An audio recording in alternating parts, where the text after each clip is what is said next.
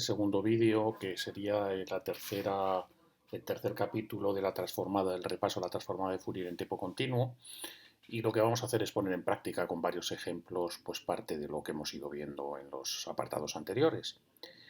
Vamos a hacer un primer ejemplo que sería calcular la transformada de Fourier de la siguiente función: a por e elevado a menos a por t por u de t. Esta función, bueno, pues es una función que tiene este aspecto. Esto es el tiempo. Bueno, pues esta función x de t pues tiene un aspecto que es hasta 0 vale 0 y al llegar al 0 pues es una exponencial decreciente, ¿vale? Y el punto donde arranca en 0 pues es a, ¿vale? Sería la exponencial a por elevado a menos a de t, pero cercenada por la u de t empezando en 0, ¿no?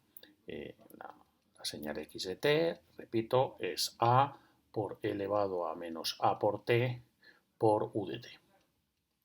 Entonces, esto es una señal que tiene valor medio nulo, es un poco un contraejemplo de lo que vimos antes, es una señal que llega al infinito, pero aunque llega al infinito tiene valor medio nulo, porque, bueno, pues aunque por la derecha sí que tendría un valor medio, por la izquierda vale cero, y entonces al final hace que el valor medio sea nulo, ¿no? Entonces podemos aplicar el truco de las derivadas y calcularnos la derivada de la función, que sería lo siguiente. Dices, bueno, es una función que es un poco extraña porque tiene una discontinuidad, pero sabemos que las discontinuidades se tratan con deltas. Entonces, la discontinuidad en el cero hace que ahí tenga una delta igual a la discontinuidad, y después tendría que derivar básicamente lo que sería la función a por elevado a menos a t, que básicamente, bueno, como es una exponencial, pues sería el a del exponente baja y luego sería a por elevado a menos a t, o sea, me aparece la misma señal x de t. ¿De acuerdo? Entonces ahora ya sí, puedo coger directamente y hallar la transformada de Fourier de x' de t, y entonces la transformada de x' de t sería la transformada de Fourier de la a por la delta de t, entonces sería a menos a por la transformada de Fourier de x de t, que es lo que llamamos x de omega. Entonces yo sé que eso, por la propiedad de las derivadas, esto es, la transformada de la derivada es j omega veces la señal original. Y entonces, bueno, pues despejando de aquí me da que x de omega, la transformada de Fourier de la señal, es a partido por a más j omega. ¿Vale? Entonces, habéis visto cómo hemos puesto en funcionamiento pues dos de las cosas que hemos aprendido: el tema de las derivadas con deltas y el tema de la derivación en el dominio de la frecuencia, o del tiempo, que es cómo se transforma esto en el dominio de la frecuencia. Vamos a ver otro ejemplo. Vamos a calcular la transformada de Fourier de e elevado a menos el valor absoluto de t. ¿Vale? La señal esta tiene este aspecto, es un elevado a menos t, pero como es un valor absoluto, pues básicamente lo que hace es venir aquí y ser una función par, exactamente igual por el otro lado, ¿vale? Donde, bueno, pues en este caso es elevado a menos t, ¿vale? O sea, la señal i de t, de la que queremos calcular la transformada, es elevado a menos al valor absoluto de t. Y entonces, bueno, pues sabéis que por definición del valor absoluto de t, pues básicamente bueno, pues básicamente tenemos este aspecto, o sea, cuando la x es positiva, lo que tengo es una función x de t, que es la exponencial decreciente, ¿de acuerdo? Y cuando la t es negativa, lo que tengo es básicamente la misma función, pero x de menos t, ¿de acuerdo? Y básicamente mi función exponencial es la suma de estas dos funciones de aquí. Bueno, pues aplicamos esto, o sea, i de t lo puedo expresar como x de t más x de menos t, donde x de t y x de menos t son las que he definido aquí arriba. Entonces, la transformada de Fourier de I de t, que la podemos llamar I de omega, pues será la transformada de Fourier de x de t, que la podemos llamar x de omega, más la transformada de Fourier de x de menos t, que será x de menos omega, si recordáis por las propiedades de linealidad y de reflexión de la variable tiempo, cómo se traduce una reflexión de la variable tiempo en la variable de frecuencia. Y entonces ahora aplicamos como x de t real, como x de t es una función real, entonces podemos aplicar lo que sabemos de las funciones hermíticas, antermíticas, etcétera, pues x de menos omega es x conjugado de omega. Acordaos de esa propiedad. Entonces, al final, fijaros, me queda que esto sería x de omega más x conjugado de omega, y un complejo más su conjugado, sabéis que es 2 veces la parte real del complejo. Esa es una propiedad importantísima de los números complejos, ¿vale? Entonces, en definitiva, la transformada de Fourier es 2 veces la parte real de x de omega, y fijaros que x de omega es precisamente la señal que tengo en el apartado anterior. ¿Lo veis? X de omega es la señal del apartado anterior. ¿Por qué? Porque x de t es la del apartado anterior. Por lo tanto, x de omega será lo que obtuvimos aquí arriba. Sería a mayúscula partido por j omega, y la parte real de eso 2 veces, pues es precisamente 2 partido por 1 más omega al cuadrado. ¿Vale? Entonces ahí tenéis otra transformada importante, que es elevado a menos el valor absoluto de t, tiene una transformada de Fourier que es 2 partido por 1 más omega al cuadrado. Os recomiendo que tanto esta transformada que acabamos de hacer con este truco como la anterior la hagáis por la definición, porque se puede hacer perfectamente aplicando la definición y bueno, pues así lo practicáis, ¿no? Vamos a hacer otro ejercicio más, aplicando pues un poco las cosas que hemos visto y deduciendo más transformadas que son importantes. Y en este caso vamos a hacer la transformada de Fourier de un tren de deltas. Un tren de deltas que matemáticamente se expresa así, sumatorio en n de delta de t menos nt sub s. Esto se llama nt sub s. Esto, como os digo, es un tren de deltas, y esto veréis que aparece mucho cuando veréis muestreo, el sampling.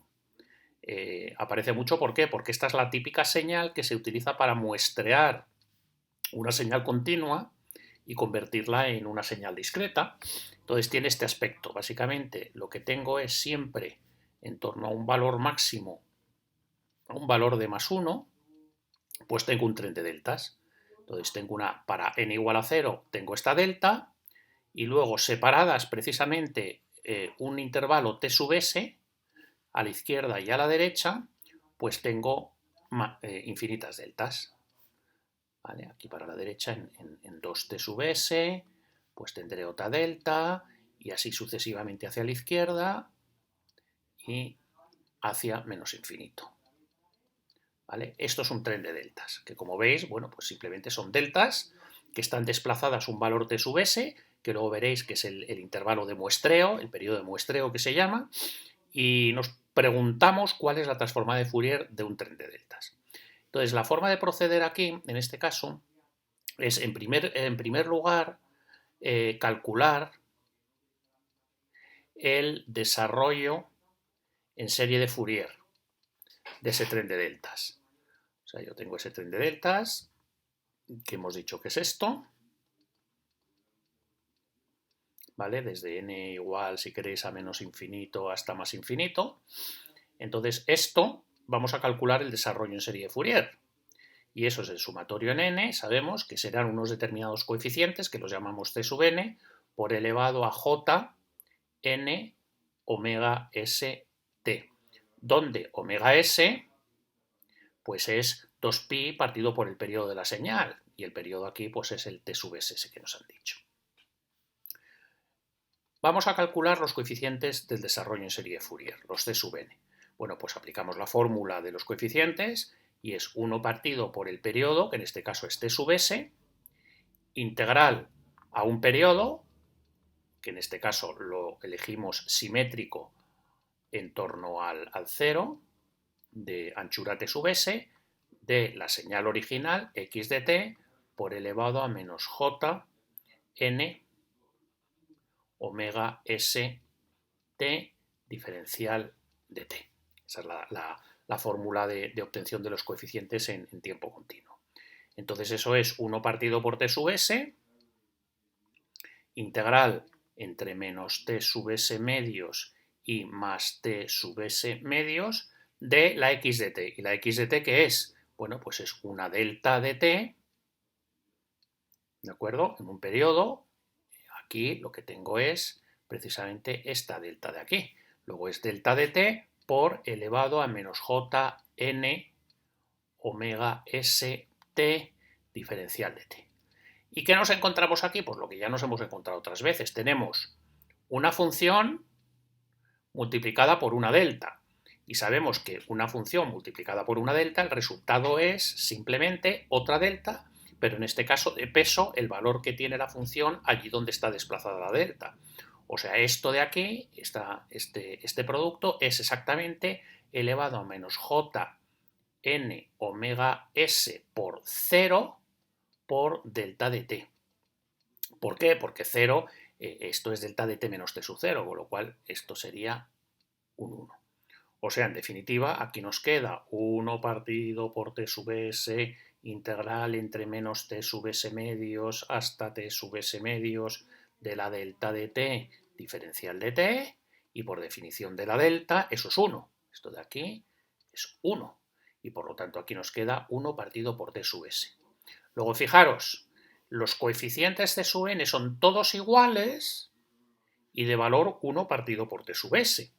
O sea, el sumatorio desde n igual a menos infinito hasta más infinito del tren de deltas o de las deltas esas, eso se puede expresar como un desarrollo en serie de Fourier, que sería sumatorio en n de 1 partido por t sub s por elevado a jn, me he quedado sin sitio, omega s por t.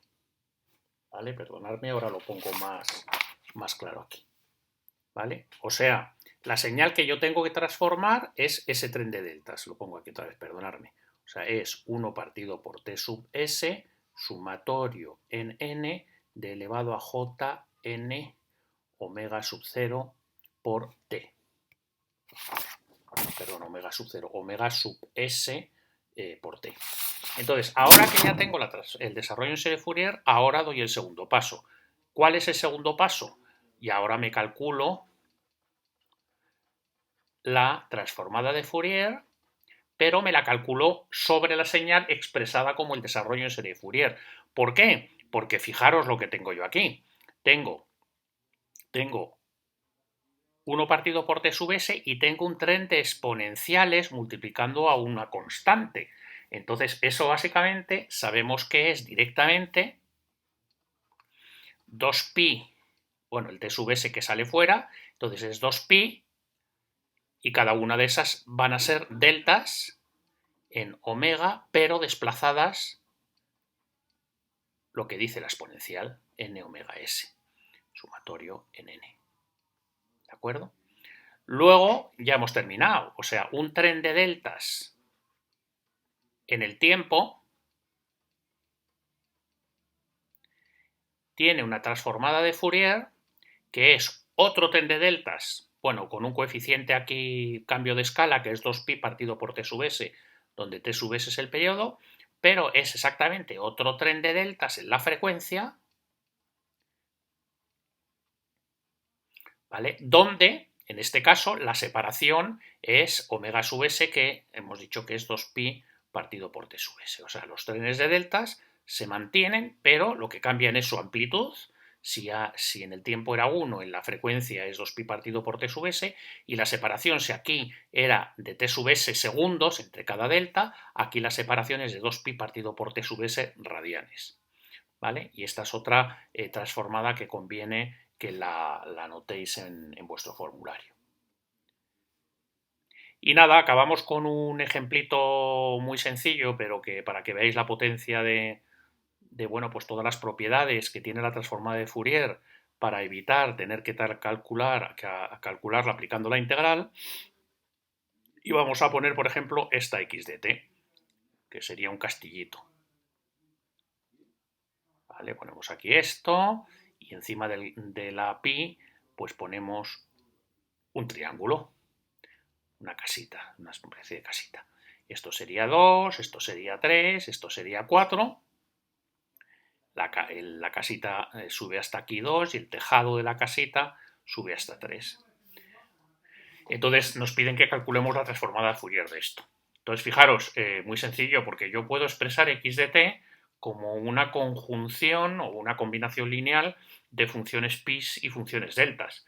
O sea, por un lado, la función pi que conforma lo que es la casa sin el tejado sería una pi de altura 2, desplazada en el punto 3, luego este menos 3, y con una anchura total de 2, porque va de 2 a 4, con lo cual esto sería la parte de la casa sin el tejadito.